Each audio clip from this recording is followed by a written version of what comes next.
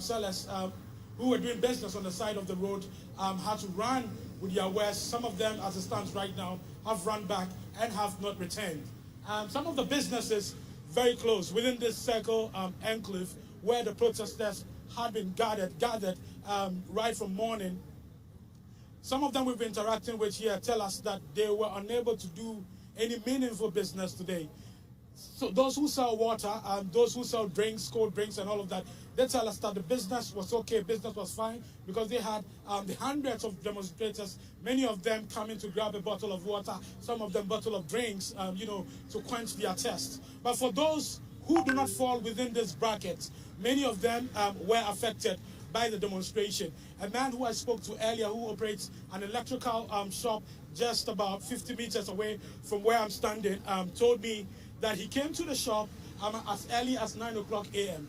and usually he closes at exactly 10 p.m. But he says today he's had to close his shop because of the chaos and because of how chaotic the protest has been so far. Many of the protesters, some of them pelting the police with stones. Let's show you some of these stones that they were throwing.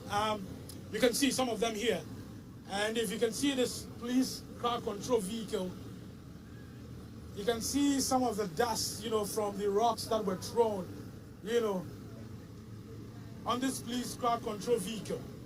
So some of the business owners we've been speaking to tell us that it was a pretty much dangerous situation, for them. It was dangerous for them to work. And many tell us that they feared that their shops could be looted, or some of the protesters would actually come and vent their anger, on them. So they've had to close very early today. For many parts of the Circle Interchange area, where you usually find very busy activities going on, usually around this time of the day, that is partially absent now, and the entire street has actually been taken over by personnel of the Ghana Police Service. You can see many of them still here. Many also deployed to the ground also to ensure that there's peace, here. About an hour ago, hundreds of protesters were gathered right in the middle of the road protesting. They had organizers of the demonstration, addressing them, and that created some kind of gridlock on this main circle stretch. And for the top of the interchange, for those going directly to the Central Business District, it was a bumper-to-bumper traffic situation because some of the protesters had run to the top of the interchange, to seek cover. And in the process, they blocked the traffic in the process. Just some meters away from where I'm standing, we had thick black smoke, billowing right from the middle of the road. If we get there, you will see the suit still right in the middle of the road. Usually the traffic flow, as you can see right now, you see vehicle moving faster than they are moving now. Now they have to go a bit slow. There's some kind of, not really a bad traffic situation, but they have to move a bit slow because personnel of the Ghana Police Service have taken a section of the road. They've mounted some of their crash, barriers and a checkpoint, actually, I should say, right in the middle of the road, trying to still control the situation because they say some of the protesters are still lurking around and they are doing everything possible to push them back. So for business owners within the Circle enclave, for those who sell water, for those who sell drinks, it has been a good day of business for them because thousands of people gathered here at Circle to join the protest. So they made a lot of money. For those who do not fall within this bracket, who fall outside the bracket of water, cold drink, for them it has been a very slow business day for them.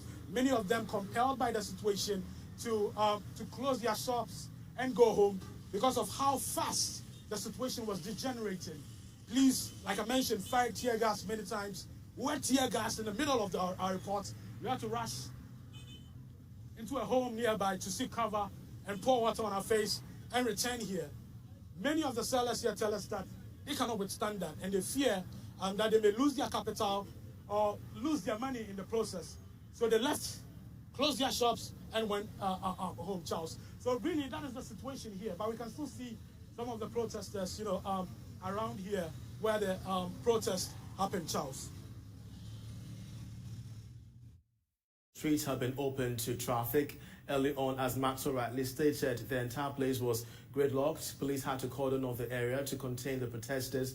But in all of this, we are picking up the theme of the harsh conditions, the harsh economic conditions that protesters are really raging about. And joining me via Zoom to expound the conversation around the IMF bailout, because this is what government is currently considering, is an associate professor of finance at the Andrews University Business School, USA, Dr. William. We're grateful, Doc, that you could join us. First of all, you have seen the videos, you have seen the live pictures. What do you make of the ongoing protests and its impact on Ghana's business environment, the signals being sent out there?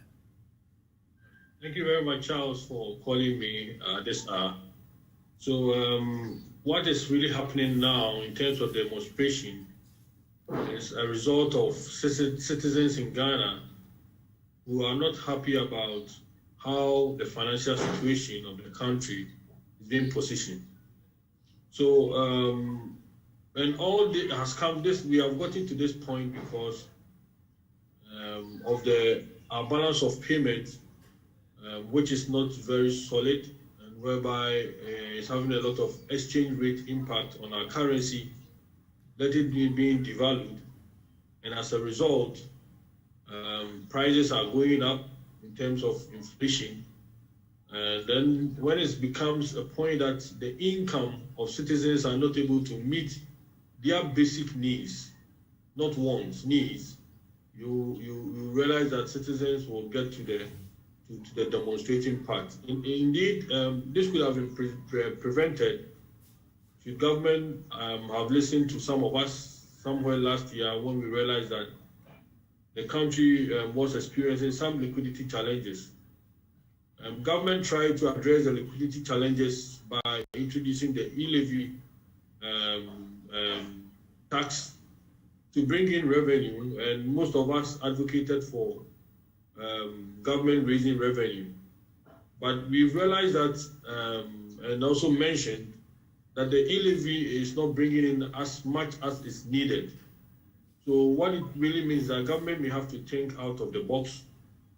And looking at our debt levels now, it is not a proper or prudent measure for government to go and borrow at non-concessionary rate or high interest rate. It is time government look at where you can get funds cheaper to come and shore up the depleting international our net reserves. So the best option for us as a country and where we find ourselves is rather to go to IMF, where we are members of the fund, and they can give us a loan or non-concessionary loan or concessionary loan at a very reduced interest rate. And even sometimes you'll be able to argue well, attach some programs to our negotiation. IMF may decide to give the loans to us without any interest payments. And then also, IMF may also consider to give us a long period of time to make the repayment plan, which gives Ghana a room to be able to operate.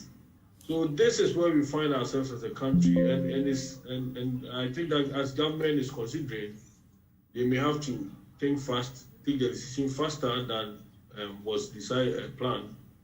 And because it is noticed that getting money into the country to shore up our reserves is becoming a challenge in that taxes are going to be reduced, which will affect the whole economy, and government must act faster. If we could step back some few weeks ago, we heard the Deputy Finance Minister, Dr. John Kumah, make known to George Riafi, our colleague at Joy Business, that the condition of revisiting an IMF program will be if government's homegrown policies fail.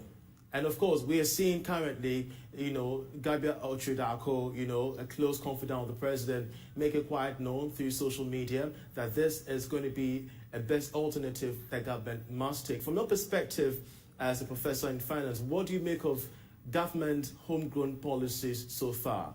Do you assess the fact that it has failed and the need for us to visit an IMF program, or you think there is more to be done in shoring up the competitiveness or effectiveness of these homegrown policies? Thank you. So, I think if I remember very well, the minister program, one angle looked at the revenue generation, and that was when the minister was relying on the E-levy to bring in almost, for now, about 600 million, which we have not been able to raise that. According to Gabi, we had only about 10% of that amount. The second option of the plan by government was that government was going to reduce expenditure items by 20%. So the question that we ask ourselves is, what were the line items that government was going to reduce? Is it going to be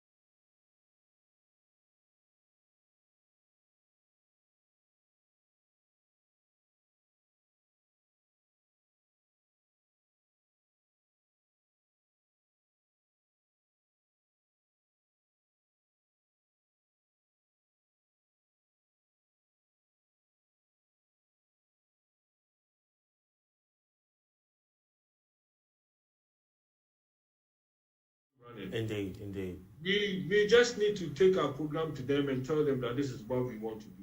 And let's see how things play out. Unfortunately, we could have this discussion, but we're pressed for time. But we're grateful for your submission, Professor Williams Kwesi Pepra, an associate professor of finance at the Andrews University Business School in the United States of America. We shall also keep an eye on development at Circle, where the Arise Ghana demonstration is currently brewing, to give you updates in our subsequent bulletins. But that'll be it for Business Live. I'm Charles Ayete, and of course, let's play you international business news, after which we bid goodbye.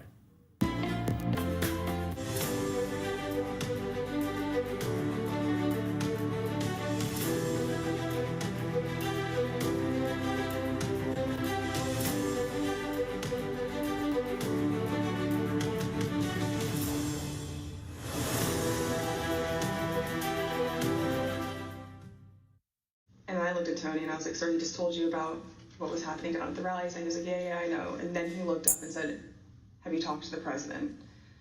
And Tony said, yes, sir, he's aware too. And he said, all right, good. He asked Tony if Tony had informed the president. Yes. And Tony said, yes, he had. So, Ms. Hutchinson, is it your understanding that Mr. Ornato told the president about weapons at the rally on the morning of January 6th? That's what Mr. Ornato relayed to me. And here's how you characterize Mr. Meadows' general response when people raised concerns about what could happen on January 6th. So at the time, in the days leading up to the 6th, there were lots of public reports about how things might go bad on the 6th, and even the potential for violence. If I'm hearing you correctly, what stands out to you is that Mr. Meadows did not share those concerns, or at least did not act on those concerns? Did not act on those concerns would be accurate. But other people raised them to him, like in this exchange, you mentioned that Mr. Ornato pulled him aside. That's correct. Ms. Hutchinson, we're going to show now an exchange of texts between you and Deputy Chief of Staff Ornato. And these text messages were exchanged while you were at the ellipse. In one text, you write, "But the crowd looks good from this vantage point as long as we get the shot. He was effing furious." And the text messages also stress that President Trump kept mentioning the OTR, an off-the-record movement. We're going to come back and ask you about that in a minute. But could you tell us, first of all, who it is in the text who was furious? The he in that text that I was referring to was the president. And why was he furious, Ms. Hutchinson? He was furious because he wanted the arena that we had on the ellipse to be maxed out at capacity for all attendees. The advance team had relayed to him that the mags were free-flowing. Everybody who wanted to come in had already come in, but he still was angry about the extra space and wanted more people to come in. And did you go to the rally in the presidential motorcade? I was there, yes, in the motorcade. And were you backstage with the president and other members of his staff and family? I was. And you told us, Ms. Hutchinson, about particular comments that you heard while you were in the tent area. When we were in the offstage announce area tent behind the stage, he was very concerned about the shot, meaning the photograph that we would get, because the rally space wasn't full. One of the reasons, which I've previously stated, was because he wanted it to be full and for people to not feel excluded because they'd come far to watch him at the rally. And he felt the mags were at fault for not letting everybody in. But another leading reason, and likely the primary reason, is because he wanted it full and he was angry that we weren't letting people through the mags with weapons, what the Secret Service deems as weapons and our weapons. But when we were in the offstage announce tent, I was part of a conversation. I was in the vicinity of a conversation where I overheard the president say something to the effect of, I don't effing care that they have weapons. They're not here to hurt me. Take the effing mags away. Let my people in. They can march to the Capitol from here. Let the people in. Take the effing mags away. Just to be clear, Ms. Hutchinson, is it your understanding that the president wanted to take the mags away and said that the armed individuals were not there to hurt him? That's a fair assessment. The issue wasn't with the amount of space available in the official rally area only, but instead that people did not want to have to go through the mags. Let's listen to a portion of what you told us about that. In this particular instance, it wasn't the capacity of our space, it was the mags and the people that didn't want to come through. And that's what Tony had been trying to relay to him that morning. It's not the issues that we encountered on the campaign. We have enough space, or they don't want to come in right now. They have weapons they don't want confiscated by the Secret Service, and they're fine on the mall. They can see you on the mall, and they want to march straight to the Capitol from the mall. The president apparently wanted all attendees inside the official rally space and repeatedly said, quote, "They're not here to hurt me." And just to be clear, so he was told again in that conversation, or was he told again in that conversation, that people couldn't come through the mags because they had weapons? Correct.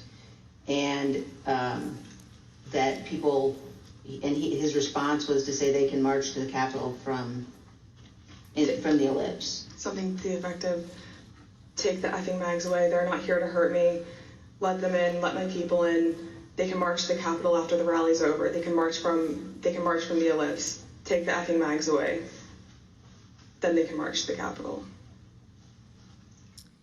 Ms. Hutchinson, what we saw when those clips were playing were photos provided by the National Archives showing the president in the offstage tent before his speech on the ellipse. You were in some of those photos as well. And I just want to confirm that that is when you heard the president say the people with weapons weren't there to hurt him and that he wanted the Secret Service to remove the magnetometers. That's correct. In the photos that you displayed, we were standing towards the front of the tent with the TVs, really close to where he would walk out to go onto the stage. These conversations happened 2 to 3 minutes before he took the stage that morning. Let's reflect on that for a moment. President Trump was aware that a number of the individuals in the crowd had weapons and were wearing body armor. And here's what President Trump instructed the crowd to do. We're going to walk down, and I'll be there with you. We're going to walk down. We're going to walk down anyone you want, but I think right here we're going to walk down to the Capitol.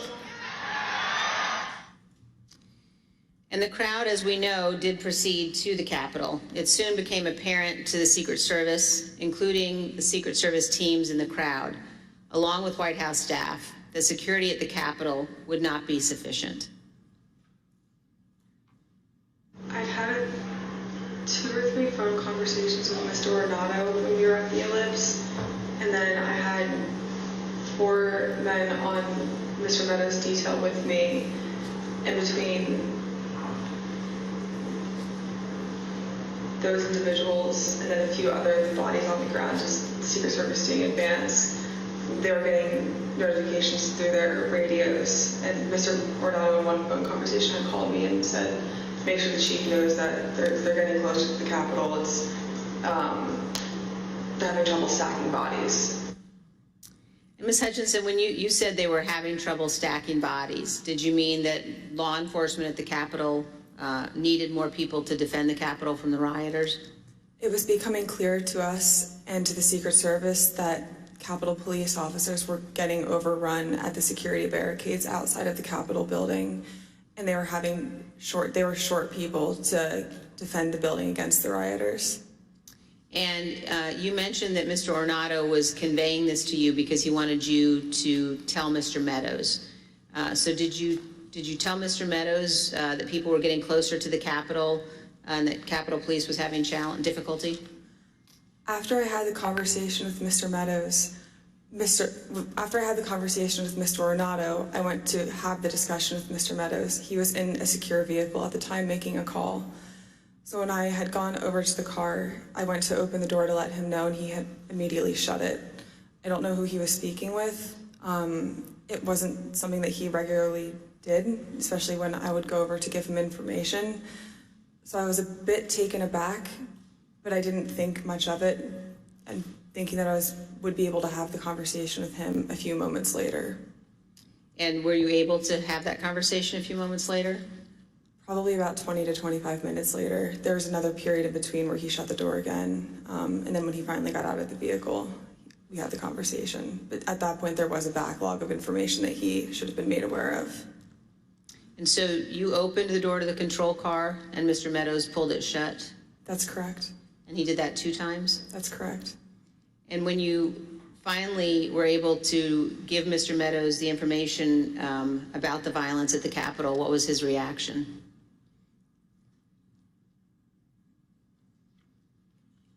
He almost had a lack of reaction. I remember him saying, all right, something to the effect of, how much longer does the president have left in his speech? Again, much of this information about the potential for violence was known or learned before the onset of the violence, early enough for President Trump to take steps to prevent it. He could, for example, have urged the crowd at the ellipse not to march to the Capitol. He could have condemned the violence immediately once it began, or he could have taken multiple other steps. But as we will see today and in later hearings, President Trump had something else in mind. One other question at this point, Ms. Hutchinson, Were you aware of concerns that White House counsel Pat Cipollone or Eric Hirschman had about the language President Trump used in his ellipse speech? There were many discussions the morning of the 6th about the rhetoric of the speech that day. In my conversations with Mr. Hirschman, he had relayed that we would be foolish to include language that had been included at the president's request, which had lines along to the effect of, fight for Trump, we're gonna march to the Capitol, I'll be there with you, fight for me, fight for what we're doing, fight for the movement. Things about the vice president at the time too. Both Mr. Hirschman and White House counsel's office were urging the speechwriters to not include that language for legal concerns and also for the optics of what it could portray the president wanting to do that day. And we just heard the president say that he would be with his supporters as they marched to the Capitol. Even though he did not end up going, he certainly wanted to. Some have questioned whether President Trump genuinely planned to come here to the Capitol on January 6th. In his book, Mark Meadows falsely wrote that after President Trump gave his speech on January 6th, he told Mr. Meadows that he was, quote, speaking metaphorically about the walk to the Capitol. As you will see, Donald Trump was not speaking metaphorically. As we heard earlier, Rudy Giuliani told Ms. Hutchinson that Mr. Trump planned to travel to the Capitol on January 6th. I want to pause for just a moment to ask you, Ms. Hutchinson, to explain some of the terminology you will hear today. We've heard you use two different terms to describe plans for the president's movement to the Capitol or anywhere else. One of those is a scheduled movement, and another one is OTR. Could you describe for us what each of those mean? A scheduled presidential movement is on his official schedule.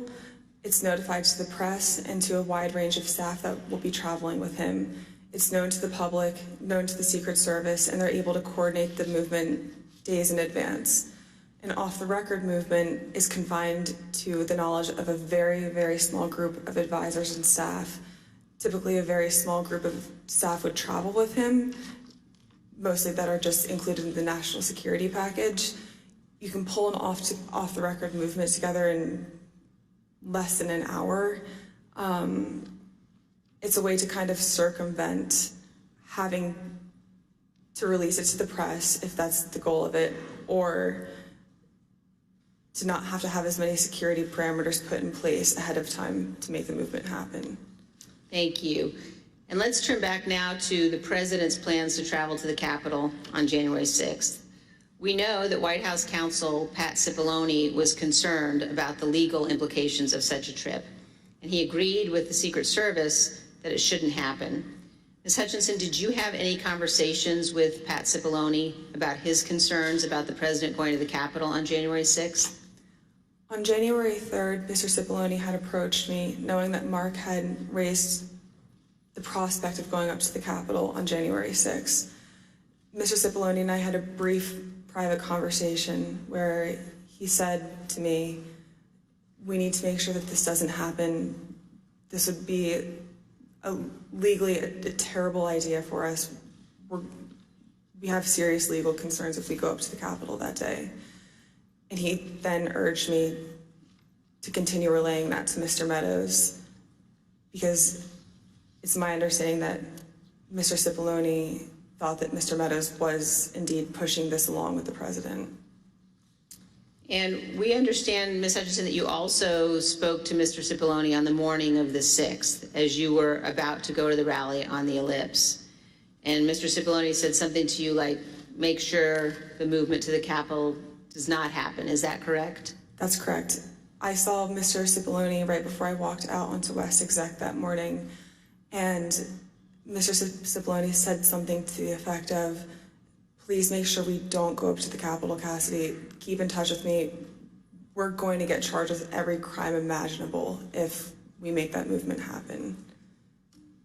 And do you remember which crimes Mr. Cipollone was concerned with? In the days leading up to the 6th, we had conversations about potentially obstructing justice or defrauding the electoral count.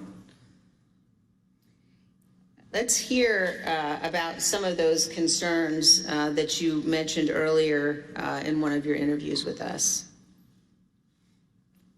Having a private conversation with Pat late in the afternoon of 3rd or the 4th, that Pat was concerned it would look like we were obstructing justice or obstructing the electoral college count. And I apologize for probably not being very firm with my legal terms here, but that it would look like we were obstructing what was happening on Capitol Hill. And he was also worried that it would look like we were inciting a riot or encouraging a riot to erupt on the Capitol, at the Capitol. In fact, in the days before January 6th and on January 6th itself, President Trump expressed to multiple White House aides that he wanted to go to the Capitol after his speech. Here's what various White House aides have told the committee about the president's desire to go to the Capitol. Did the president tell you this, that he wanted to speak at the Capitol? Correct, yes. During the meeting in the dining room, did the idea of the president proceeding or walking to the Capitol on the 6th after his speech come up? Walking to the Capitol? No. Driving to the Capitol? It came up. Okay, how did it come up and what was discussed? You brought it up. You said, I want to go down to the Capitol. What about him marching to the Capitol on the 6th? Yes. Tell us about that. So, it's kind of a general thing. I mean, to get into the specifics of it, I was aware of a desire of the president to potentially march to the or accompany the rally attendees to the Capitol. When did you first hear about this idea of the president accompanying rally attendees to the Capitol on the 6th? Well, this was at the 6th. This was during the after he finished his remarks. When the president said that he would be going to the Capitol during his speech on the ellipse, the Secret Service scrambled to find a way for him to go. We know this from witnesses and the Secret Service, also from messages among staff on the President's National Security Council. The NSC staff were monitoring the situation in real time, and you can see how the situation evolved in the following chat log that the committee has obtained. As you can see, NSC staff believed that Mogul, the president, was, quote, going to the Capitol, and, quote, they are finding the best route now. From these chats, we also know the staff learned of the attack on the Capitol in real time.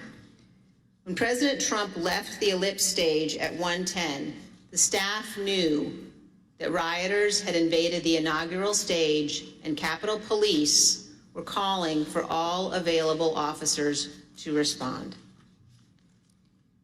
When Republican leader Kevin McCarthy heard the president say he was going to the Capitol, he called you, Ms. Hutchinson. Isn't that right? That's correct. And in this text message, you told Tony Ornato, quote, McCarthy just called me too. And do you guys think you're coming to my office? Tell us about the call that day with Leader McCarthy during the president's speech on the ellipse. I was still in the tent behind the stage, and when you're behind the stage, you can't really hear what's going on in front of you. So when Mr. McCarthy called me with this information, I answered the call and he sounded rushed, but also frustrated and angry at me. And I was confused because I didn't know what the president had just said. He then explained, the president just said he's marching to the Capitol. You told me this whole week you aren't coming up here. Why would you lie to me? I said, I'm not lying. I wasn't lying to you, sir. We're not going to the Capitol. And he said, well, he just said it on stage, Cassidy. Figure it out. Don't come up here. I said, I'll run the traps on this and I'll shoot you a text. I can assure you we're not coming up to the Capitol. We've already made that decision. He pressed a little bit more, believing me, but I think frustrated that the president had said that. And we ended the phone conversation after that. I called Mr. Ornato to reconfirm that we weren't going to the Capitol, and which is also in our text messages. I sent Mr. McCarthy another text telling him the affirmative that we were not going up to the Capitol, and he didn't respond after that. And we understand, Ms. Hutchinson, that the plans for the president to come up to the Capitol had included discussions at some point about what the president would do when he came up to the Capitol on January 6th. Let's look at a clip of one of your interviews discussing that issue with the committee. When you were talking about a scheduled movement, did anyone say what the president wanted to do when he got here? No.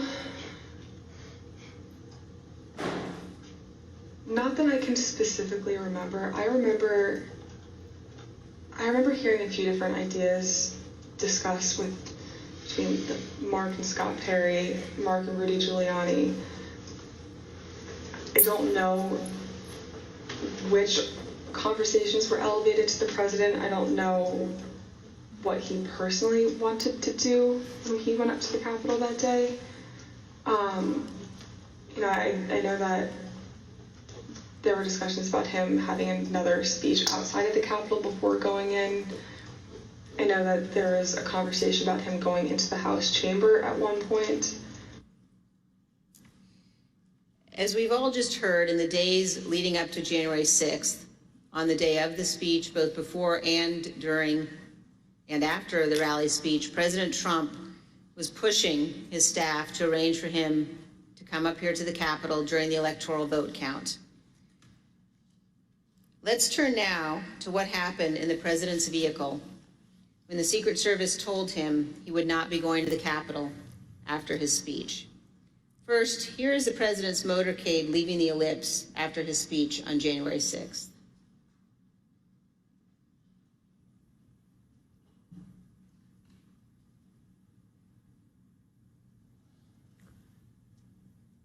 Well, we're coming to the end of our programme, so we're going to come away from this hearing, but fascinating having listened there to one of the top aides to Mark Meadows, Donald Trump's chief of staff, that is Cassidy Hutchinson, giving evidence to the hearing. There she is on the screen at one stage talking about that rally where Donald Trump was addressing the crowds on January the 6th, and in terms of the intelligence that many people actually had weapons, and a conversation that Cassidy Hutchinson relaying, saying that at one stage she heard the president say, "I don't care if they have," then used an expletive, and weapons, take this screening away, they're not here to hurt me. Let's go to Anthony Zerka, who's listening there in Washington. Anthony, what have you made of the last hour or so?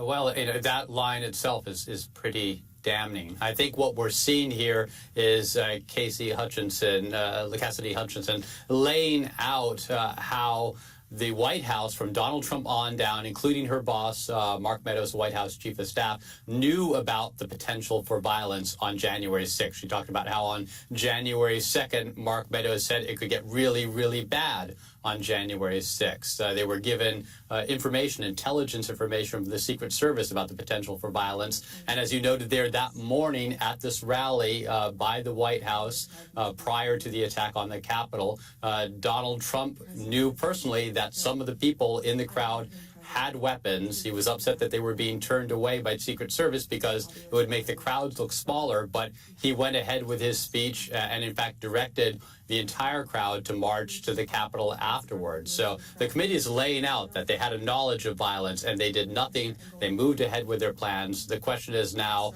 will they be able to establish that Donald Trump and others actively sought to have this turn violent, or if it's just they did nothing and it's guilt by negligence?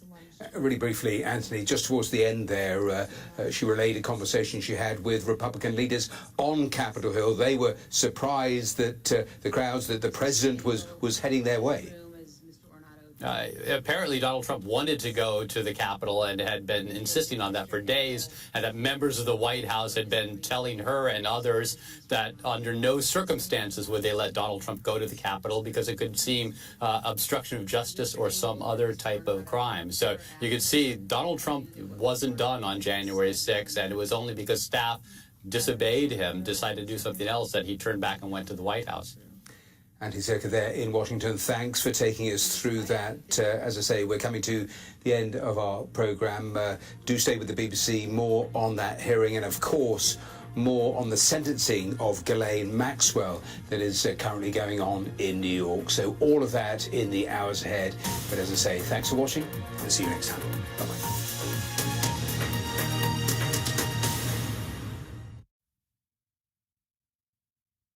What are you doing? My name is Ruth Oswentry. I'm a psychiatrist and I work with Konfanoche Teaching Hospital in Kumasi. This year's World Mental Health Day celebration is under the theme Suicide Prevention. In line with this theme, I want to appeal to the policy makers in the country. The Section 57 of our law says that people who attempt suicide commits a misdemeanor. It means that as it stands in our laws in this country, attempting to die by suicide and failing to die is a criminal offense. And I think that this is a law that should be taken out and repealed. We should rather see people who attempt suicide as people who have ongoing mental illness or some difficulties, and therefore there is no need to punish them in addition. Rather, the laws should be such that such people will get help. If we keep this law, it means that if somebody attempts to die by suicide, they must make sure that they are successful and they die from the suicide. Otherwise, if they fail, then they have the law to face, and that will rather promote people from dying from suicide. So I appeal to our policymakers to decriminalize suicide attempt and rather promote seeking mental help or medical help for people that attempt suicide.